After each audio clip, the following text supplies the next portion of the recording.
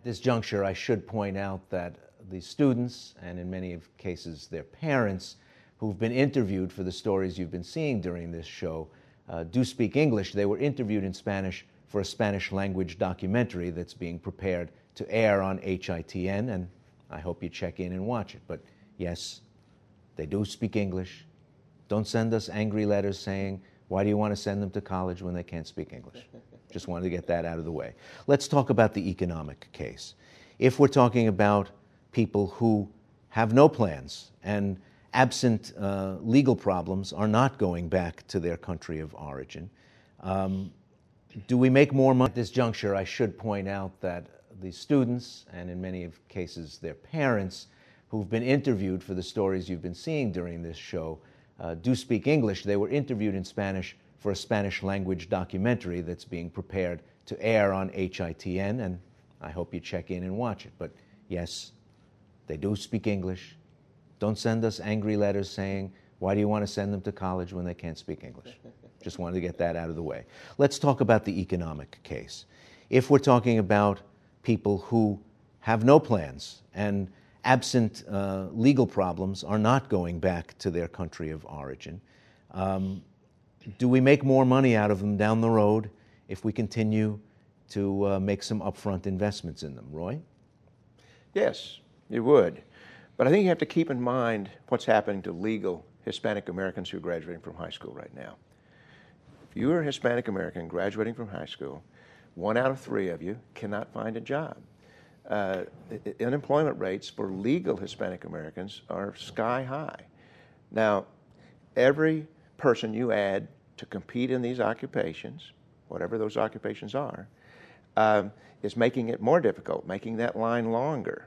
Now, when you put 2 million more permanent work permits into those queues, and let's face it, a high percentage of those 2 million will be Hispanic. And a high percentage of those Hispanics live in the same neighborhoods, tend to live in the same regions, and will be competing with this incredibly high unemployed Hispanic American market. So it's not just a zero-sum game here. I mean, it is a zero-sum game. It's not a cornucopia. It's not something that there are results. And Hispanic Americans, more than any other part of the population, will suffer economically from the legalization of illegal immigrants.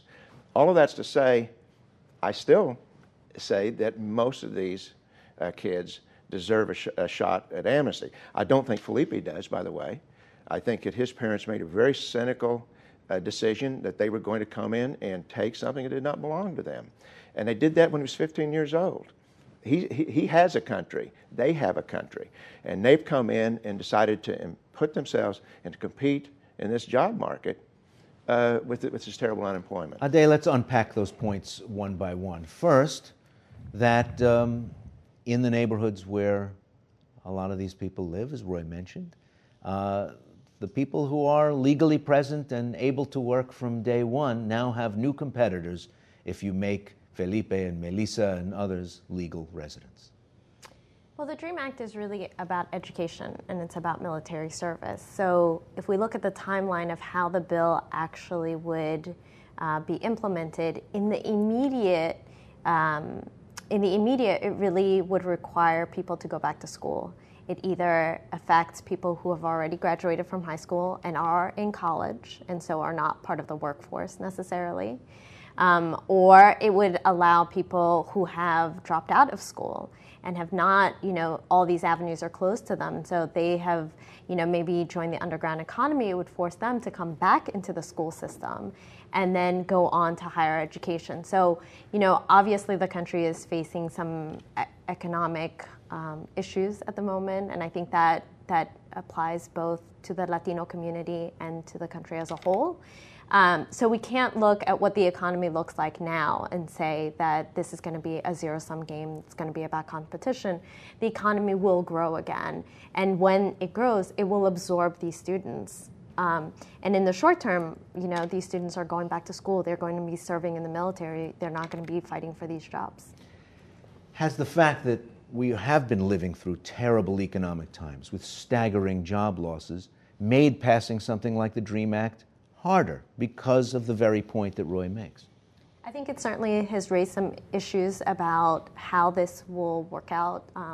I think there are definitely a number of districts in which there are, very high unemployment rates, and so members of Congress have asked us, will this end up being a competition? But again, this is about education. This is about not what's happening in the next 6 months or in the next year, but about looking forward, about where our country will be in this global market, about whether we will be able to meet future job needs. That's why companies like Microsoft have signed on in support of the DREAM Act, because they realize in order to be competitive, we have to have a very educated workforce, and this bill is a part of that. It's about creating the skills to meet STEM jobs and other much needed skills.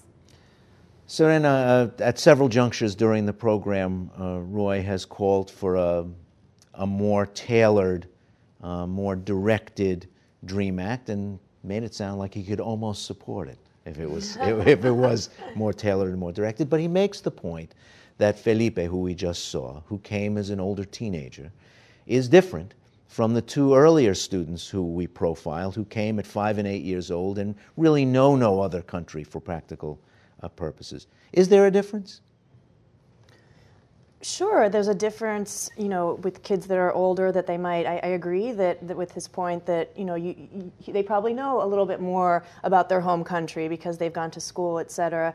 But I still don't think that detracts from the DREAM Act. The reason the age limit is 35 is because that's when the beginning of the first DREAM Act that was brought into legislation. That's the upper limit of when those children are now 35. But yes, sure, there's a difference, but I still think that they deserve a chance.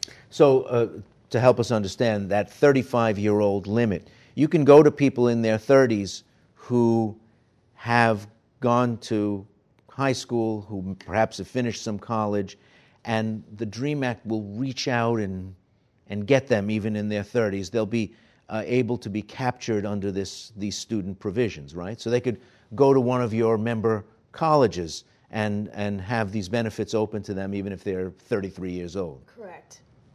What's the purpose of having such a high age limit? Well, I think if you make that argument, you could sort of say, what's the purpose of allowing adults that are in their 80s going back to college? It's the same argument. How in any way is that going to hurt anybody? If they're still contributing positively to the economy, I still believe that they should be given that benefit. A lot of the tension in this conversation has to do with individuals versus mass groups. So yeah, if you get 2 million people who don't have an education in education, it will raise the temperature of the ocean. It will have a large economic impact. But if we start arguing about whether Jose or Adriana is eligible or whether she's deserving or whether we can make a good case for her, it becomes an entirely different kind of conversation. And when you draw lines, that's the problem about lines, and you always have to draw lines. Every law has lines.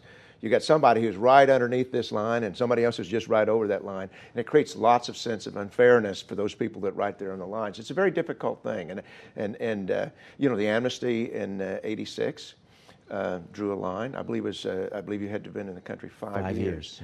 Yeah. So there were some people who had been here 5 years and 1 month, and others had been here 4 years and 11 months, and that line makes a difference.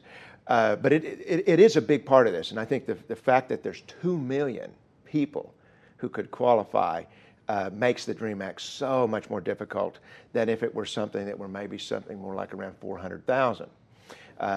And that's why, I personally don't think, despite what the Majority Leader Reid said, I don't think this bill's coming up this fall.